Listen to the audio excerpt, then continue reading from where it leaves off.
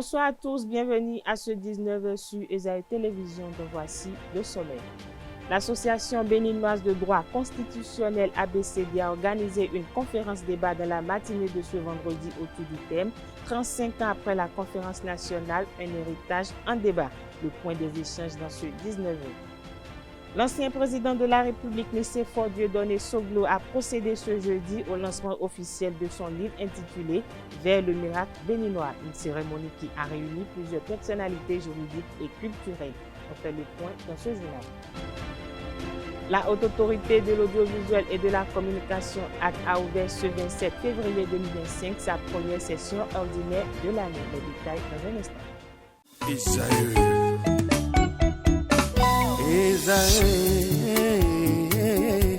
Vous recherchez une école de référence pour une double formation universitaire et professionnelle de qualité? Voici l'opportunité à ne pas rater. L'École supérieure d'administration, d'économie, de journalisme et des métiers de l'audiovisuel ESAE vous offre des programmes d'enseignement en licence et en master orientés vers l'emploi qui font d'elle une référence à travers les filières de l'administration générale et territoriale, l'administration du travail et de la sécurité sociale, droit, diplomatie et relations internationales, administration hospitalière, universitaire et intendance, journalisme et métiers de l'audiovisuel et toutes les filières des sciences de gestion. Une seule adresse, www.esae.bj. Rendez-vous dès maintenant sur nos campus ESAE Bedjromende au numéro 90 93 65 21 ou au numéro 98 98 14 00. Parakou sur le numéro 52 46 12 12. Aboumé-Calavi au numéro 52 88 44 44. Akpaka au numéro 52 88 33 33. ESAE, l'excellence a un nom.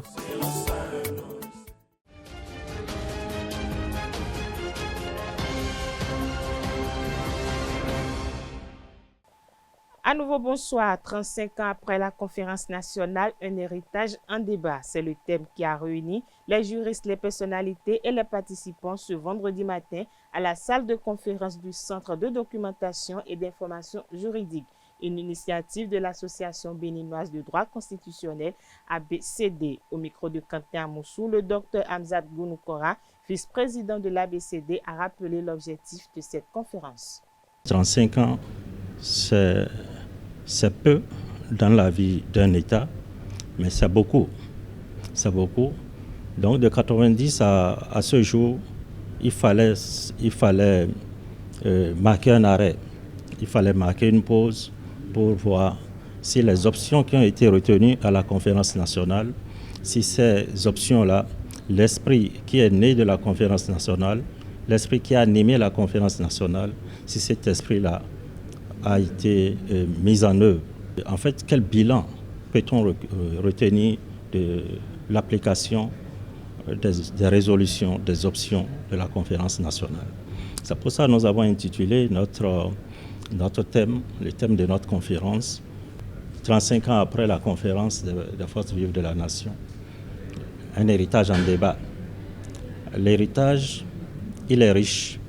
Donc la moisson a été bonne à la conférence nationale et la mise en œuvre des résolutions de la conférence nationale, qu'est-ce que ça a donné? Étant donné que ce sont des hommes qui sont appelés à mettre en œuvre les décisions. Alors, 35 ans après, qu'est-ce qu'on peut retenir? À l'arrivée, le bilan est mitigé.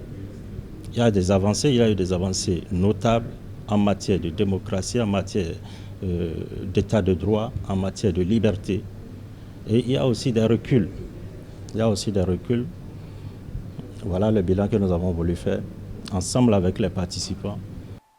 Restons toujours au micro de Quentin Amoussou pour suivre à présent l'appréciation de quelques participants à cette conférence. Nous retenons que l'ABDC nous permet un peu de voyager dans notre passé afin de mieux structurer le présent et l'avenir. Nous avons pu comprendre aujourd'hui que les options fondamentales de la conférence sont notamment les questions de démocratie, les questions de mieux-être de toute la population et aussi les questions de développement économique et surtout l'unité entre les fils et filles de ce pays.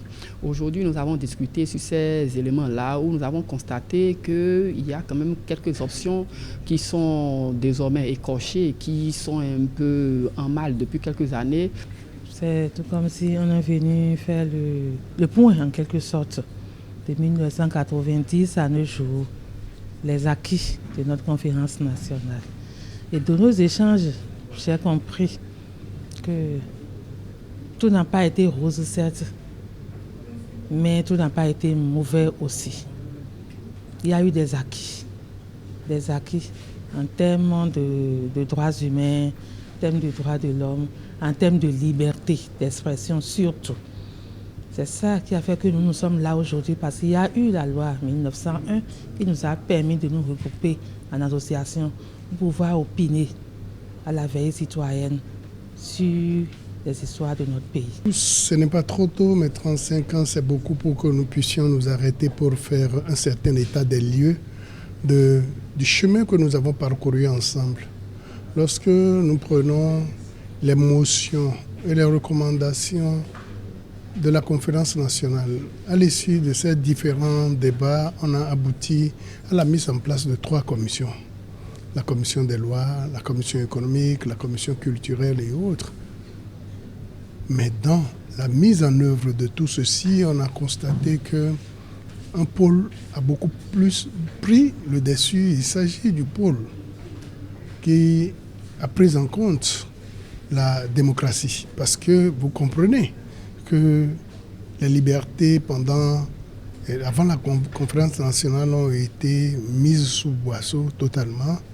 Et donc, l'avènement de la démocratie, de la conférence nationale et de la démocratie, donc, les peuples ont voulu s'exprimer et l'expression a plutôt pris cette voie-là, la voie de la reconquête, de la jouissance de la démocratie. Et c'est pour ça que les autres pôles ont été un peu écartés. On pourra dire aujourd'hui, et c'est pour ça qu'on peut apprécier le régime en place pour dire que eux, ils donnent une certaine vie aux autres commissions. Ça fait qu'aujourd'hui, le Bénin a commencé par développer un peu son tourisme. Nous voyons les infrastructures qui se développent. Cette économie, l'initiative privée est en train de prendre de la place. Et donc, nous n'allons pas dire que tout est recul. C'est vrai que la démocratie dans laquelle nous avions un certain enthousiasme a reçu bas de l'aile en ce moment, il faut le reconnaître. Mais d'autres pôles se développent. On ne va pas s'alarmer davantage, mais il y a des inquiétudes, il y a aussi des éléments de satisfaction. Il y a quelques avancées que nous avons pu faire, notamment en ce qui concerne l'alternance au pouvoir depuis le renouveau démocratique. Il y a également l'organisation régulière des élections, même si ces dernières années, les élections nous ont conduit dans des situations un peu tristes. Donc, en résumé, l'ABDC est en train de faire œuvre utile en nous replongeant dans ce passé. Aujourd'hui, nous savons que nous devons faire le bilan. Et ce bilan que nous avons fait aujourd'hui nous permet de conclure que nous avons besoin impérativement d'une assise ou d'une table ronde pour discuter entre filles et fils de ce pays de ce que nous avons pu faire, du bilan que nous avons pu faire et des orientations à venir de ce que nous allons réaliser pour atteindre peut-être dans les prochaines années, pourquoi pas dans les prochaines 35 ans, et les idéaux que nos pères ont quand même voulu et souhaité en 90.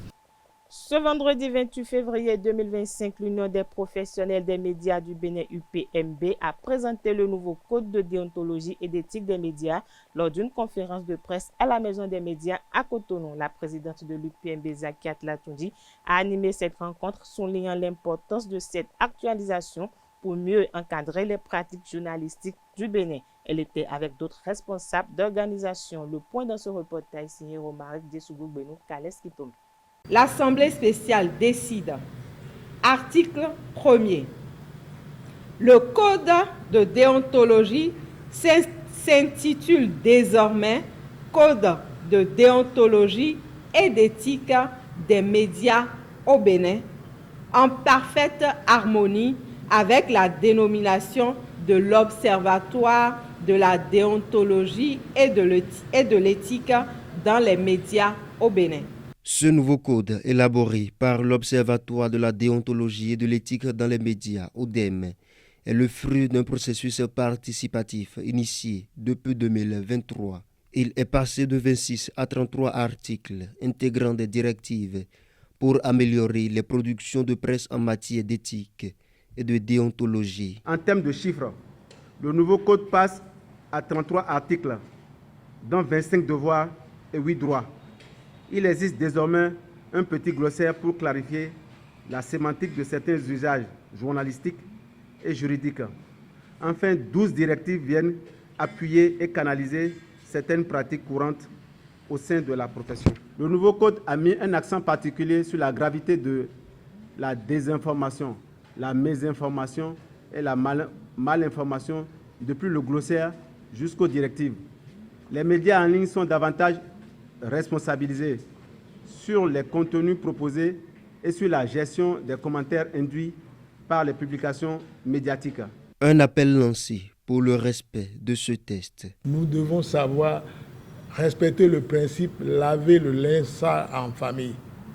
Si nous disons que moi je suis directeur de publication, mon journal est un journal formidable, nous gagnons beaucoup d'argent, on est respecté, donc je n'ai rien à foutre devant l'ODEM, ça ne me concerne pas. C'est pour ça que je disais tout à l'heure que le code en lui-même est déjà une source de contrainte. C'est une contrainte morale. Cette actualisation du code vise à renforcer l'intégrité du journalisme béninois et à adapter les pratiques médiatiques aux réalités contemporaines, tout en préservant la dignité humaine et l'équilibre social. La présente décision prend effet à compter de la date de sa signature et abroge toute disposition antérieure contraire. Suivons à présent la présidente de l'Union des professionnels du Bénin qui expose le processus qui a abouti à la modification du code des propos recueillis par Kales Kitome Dessougo-Beni. Conformément à la décision issue de la session ordinaire du 21 février 2025, après étude en plénière du projet d'actualisation du Code de déontologie et d'éthique dans les médias, au cours de laquelle l'Assemblée spéciale des bureaux du Conseil du patronat, de la presse, de l'audiovisuel, CNPA Bénin, et de l'Union des professionnels des médias du Bénin, UPMB, a validé et adopté le dit projet. L'Assemblée spéciale, vu la loi numéro 90-32 du 11 décembre 1990, à jour de sa révision par la loi numéro 2019-40 du 7 novembre 2019 portant révision de la loi numéro 90-32 du 11 décembre 1990 portant constitution de la République du Bénin. Vu la loi numéro 2015-07 du 20 mars 2015 portant code de l'information et de la communication en République du Bénin. Vu le code de déontologie et de la presse béninoise de 1999, vu les conclusions des États généraux de la presse béninoise des années 2002 et 2014, vu le procès verbal d'élection du président du Conseil national de la presse et de l'audiovisuel CNPA du Bénin et de son bureau, vu le procès verbal d'élection de la présidente de l'Union des professionnels des médias du Bénin et de son bureau, vu la décision de l'Assemblée spéciale des unions professionnelles sur la sélection des membres de la 9e mandature de l'Observatoire de la déontologie et de l'éthique dans les médias au Bénin, ODEM, vu le procès verbal d'élection du président de l'Observatoire de la déontologie et de l'éthique dans les médias au Bénin, ODEM, et de son bureau, vu les conclusions du séminaire diagnostique sur la révision du Code de déontologie et d'éthique tenu à Grand Popo en décembre 2023 avec le soutien financier de l'Organisation internationale Médecins du Monde, vu la tournée nationale des journées d'éthique et de déontologie organisée par l'ODEM 9e mandature pour sensibiliser les médias et recueillir les propositions des professionnels des médias sur la révision du code de déontologie de la presse béninoise. Vu les conclusions des ateliers participatifs départementaux de relecture du code avec le soutien technique et financier du projet Média B, tenu dans la période de février à décembre 2024, vu les conclusions de l'atelier de restitution des premiers travaux de relecture du code tenu au Palais des Congrès avec le soutien technique et financier du projet Média B le 17 octobre 2024, vu les conclusions de l'atelier d'appropriation et d'amendement des nouveaux textes du Code d'éthique et de déontologie par les membres de l'Assemblée spéciale des unions professionnelles des médias tenue à Grand Popo du 16 au 20 décembre 2024, vu les conclusions de la séance de travail tenue au siège de l'ODEM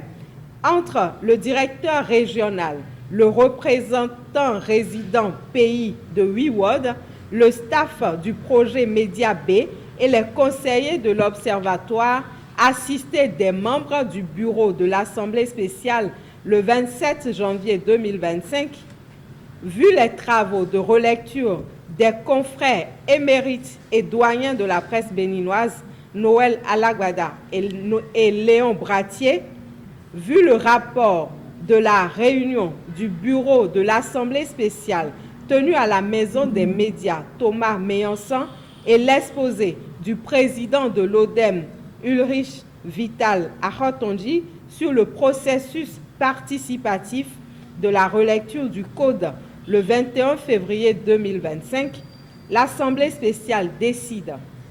Article 1er. Le Code de déontologie s'intitule désormais Code de déontologie et d'éthique des médias au Bénin, en parfaite harmonie avec la dénomination de l'Observatoire de la déontologie et de l'éthique dans les médias au Bénin. Article 2. Le Code de déontologie et d'éthique des médias au Bénin est structuré en 3 parties. Un glossaire, 33 articles répartis en 25 devoirs et 8 droits, et pour finir, 12 directives. Article 3. La présente décision prend effet à compter de la date de sa signature et abroge toute disposition antérieure contraire. Fait à Cotonou le 21 février 2025 par le président de l'Assemblée spéciale des unions professionnelles des médias, président du CNPA, la vice-présidente de l'Assemblée spéciale des unions professionnelles des médias, présidente de l'UPMB, le vice-président du CNPA, membre du bureau des unions professionnelles des médias, le vice-président de l'UPMB, membre du bureau de l'Assemblée spéciale, le secrétaire général de l'Assemblée spéciale des unions professionnelles des médias, secrétaire général de l'UPMB, le secrétaire général adjoint de l'Assemblée spéciale, secrétaire général du CNPA. Je vous remercie. Je l'annonçais à l'entame de cette édition, l'ancien président de la République du Bénin, Nicéphore Dieudonné Soglo, a officiellement lancé son livre « Vers le miracle béninois, l'épreuve du pouvoir et de la démocratie ». C'était à l'occasion d'une cérémonie solennelle le jeudi 27 février 2025 dans un hôtel de la place en présence d'éminentes personnalités. Le reportage avec Anel Do. Vers le miracle béninois, l'épreuve du pouvoir et de la démocratie. C'est le chef-d'œuvre de l'ancien président de la République du Bénin, Nicéphore Dieudonné Soglo. Cet ouvrage de 323 pages retrace l'histoire, le parcours politique du premier président de l'ère démocratique.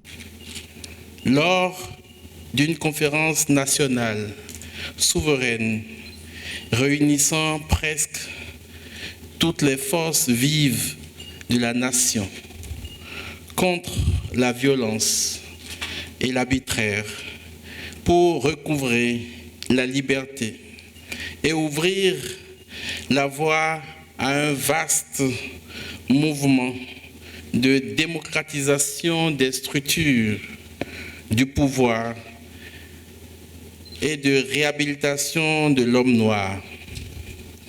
Cet élan exemplaire à tout point de vue faisait basculer le pays d'une dictature à la démocratie. Des moments que d'éminentes personnalités du Bénin n'ont pas voulu se faire raconter. Des hommages et des témoignages ont été rendus sur le patriarche pour sa contribution à l'histoire. Je voudrais saluer cette contribution majeure à la construction de notre mémoire collective. Un peuple qui connaît son histoire est un peuple armé pour affronter son avenir. Cet ouvrage vient ainsi enrichir notre patrimoine intellectuel et nourrir la réflexion des générations présentes et futures. J'ai découvert dans sa pratique de gouvernance qu'il est un homme de dialogue. Le président Soglo, que j'ai souvent accompagné dans ses déplacements, m'a permis de rencontrer feu le président Nelson Mandela, et je l'ai accompagné quand fut créé Forum for Africa, qui regroupe les anciens présidents africains, dont Chissano a été élu président, malgré la présence de grandes personnalités comme Jerry Rawlings et tant d'autres, les Tanzaniens, les Nigérians, les Malgaches. Le président Soglo a été choisi pour être vice-président de Forum for Africa, forum dont le président d'honneur est Nelson Mandela.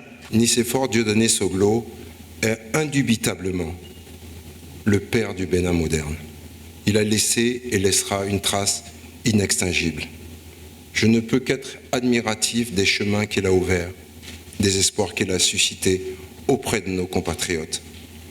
Mais ce livre est bien plus qu'un livre politique.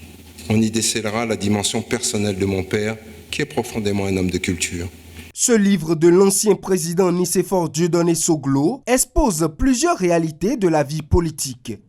On montre dans mon livre ce que je voulais montrer et que je voudrais que, indépendamment de toutes les personnalités qui sont venues, que vous puissiez avoir en tête, c'est que tant que tu n'es pas fort, c'est au fond les animaux malades de la peste. Si tu es faible, tu es croqué par le fort.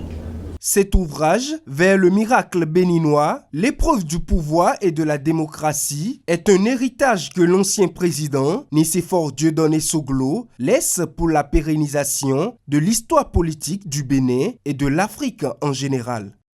Le chant d'oiseaux de Cotonou a abrité du 25 au 26 février 2025 le dialogue interreligieux sous-régional. 4 pays ont participé à ce dialogue, à savoir le Bénin, le Togo, la Guinée et la Côte d'Ivoire. Le reportage dans cet élément signé Anel Douviani. Colloque sous-régional du dialogue interreligieux. Cette initiative pour sa 8e édition a réuni 4 pays. La Côte d'Ivoire, pays hôte, le Togo, la Guinée et le Bénin. Les assises qui ont duré 2 jours ont porté sur le thème « Religion et politique en période de conflit ». Avec pour objectif d'analyser à la lumière des expériences les rapports entre les parties, ce colloque a réuni toutes les confessions religieuses. 3 panels ont meublé la première journée. Le premier a porté sur les fondements théologiques, comment les religions appréhendent-elles leur rapport à la politique. Le Bénin, à cette occasion, a été représenté par l'expert prêtre de Fa, Cosme Hendeme. La politique dans les régions traditionnelles africaines a un grand fondement sacré. Le pouvoir y est conçu tel un mandat divin où les dirigeants doivent gouverner en accord avec les principes spirituels, les lois ancestrales et les exigences des divinités. C'est-à-dire, le politique et le spirituel sont indissociables. Les deux sont liés.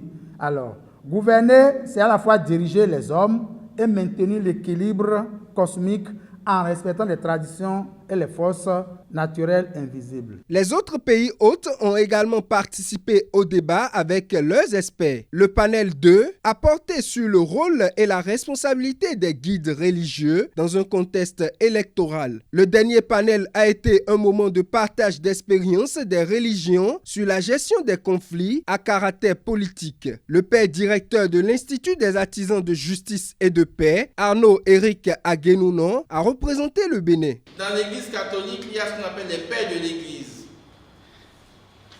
Les premiers chrétiens de notre ère, entre 0 et 7e siècle.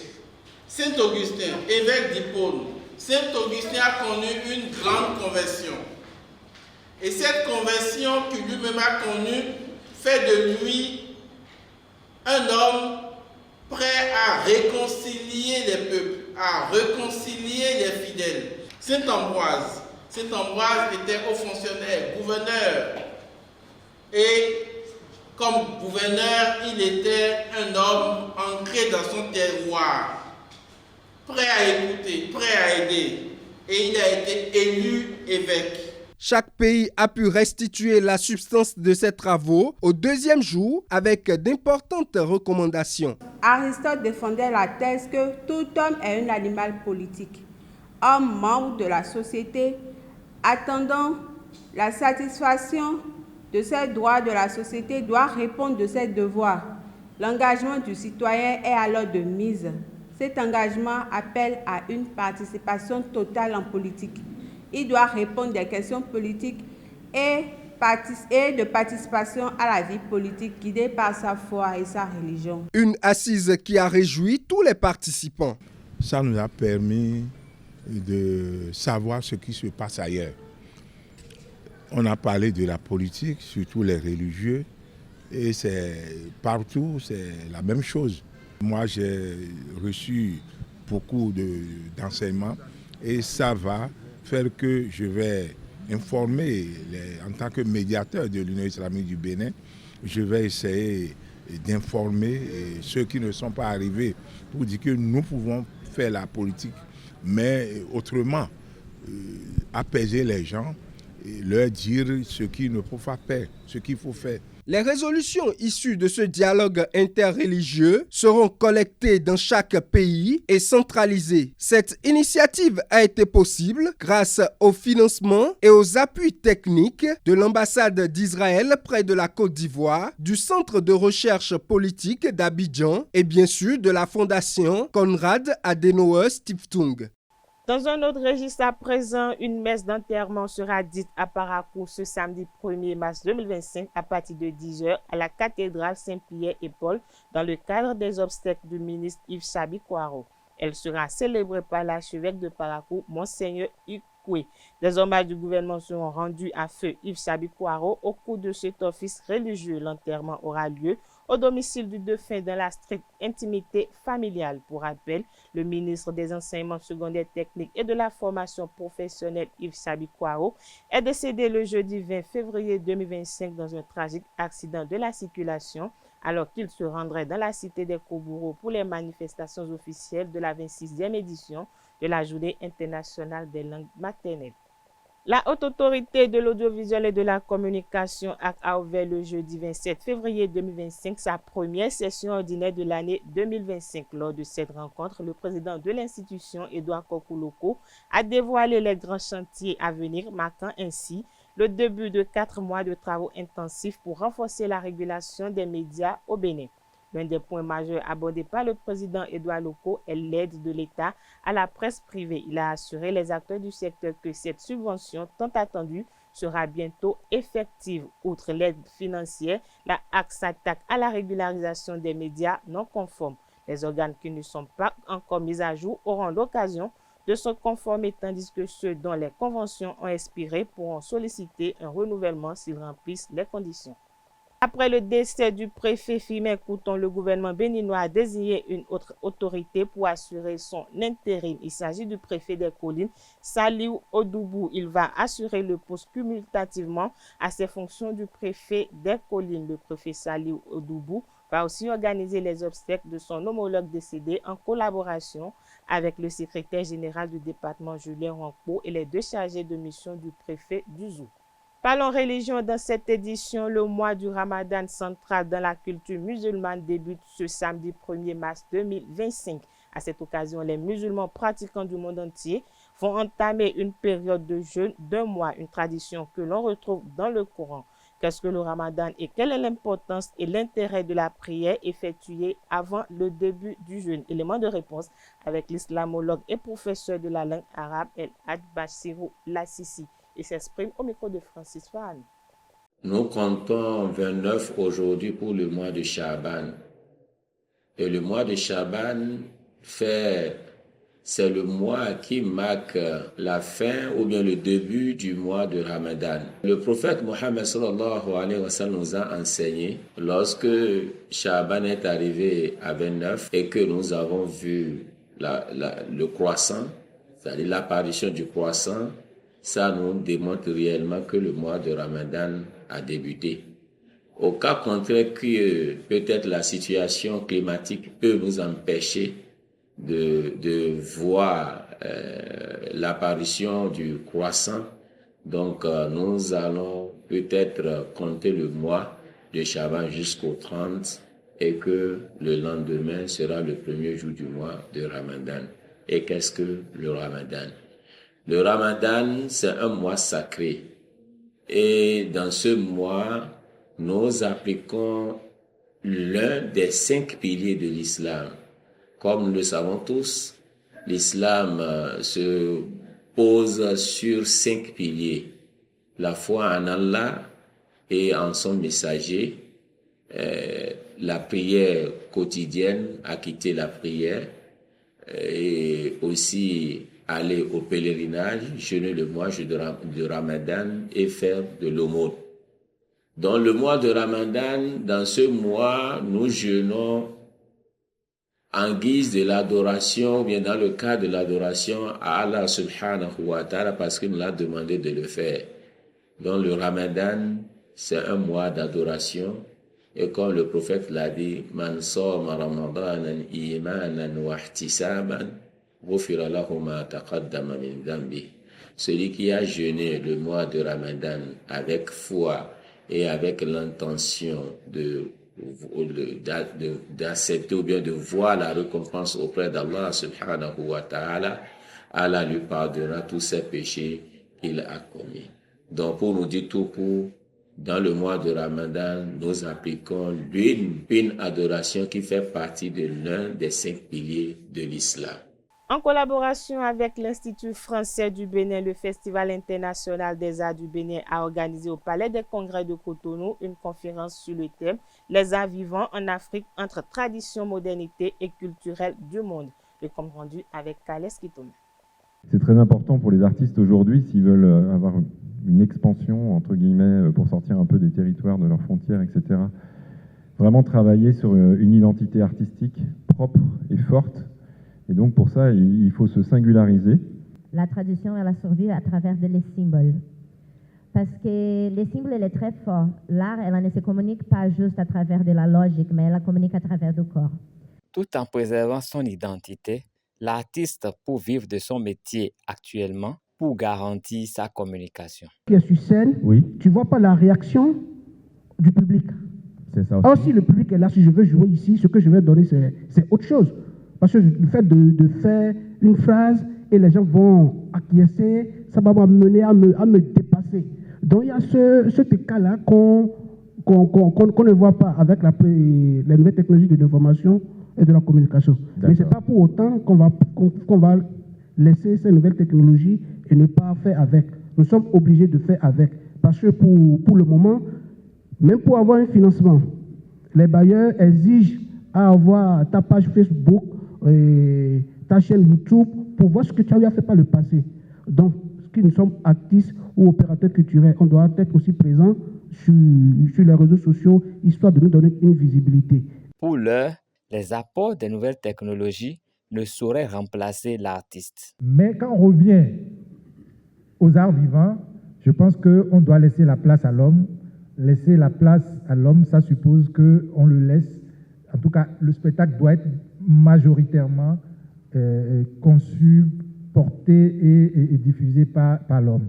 Si ce critère-là est respecté, évidemment, quand on est dans cette salle, si en regardant certaines personnes, je peux savoir, le comédien parfois sait si le spectacle va dans le bon sens.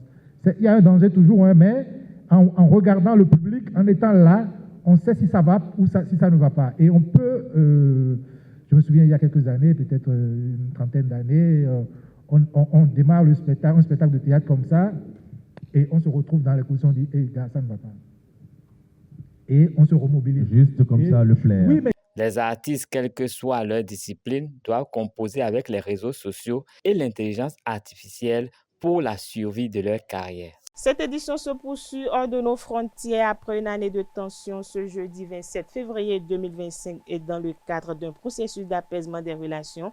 Le président éthiopien Abiy Ahmed s'est rendu en Somalie il y a un an. La signature d'un protocole d'accord pour qu'Addis Abeba obtienne un accès à la mer au niveau de la région séparatiste du Somaliland avait provoqué la fureur de Mogadiscio. Après une année de tension, c'est en Turquie en décembre dernier que les deux pays ont retissé des liens diplomatiques en signant l'accord d'Ankara. Dans le cadre de ce processus, ce 27 février a marqué une nouvelle étape dans le rapprochement entre l'Éthiopie et la Somalie avec la venue en Somalie d'une délégation éthiopienne. Les autorités somaliennes se sont pour le moment engagées à faciliter le passage des marchandises de l'Éthiopie vers les ports somaliens, en particulier celui de Berbera, sur le territoire du Somaliland. Voilà, c'est sur cette information que prend fin cette édition. Merci de nous avoir suivis. Agréable soirée et bon début du week-end à tous et chacun.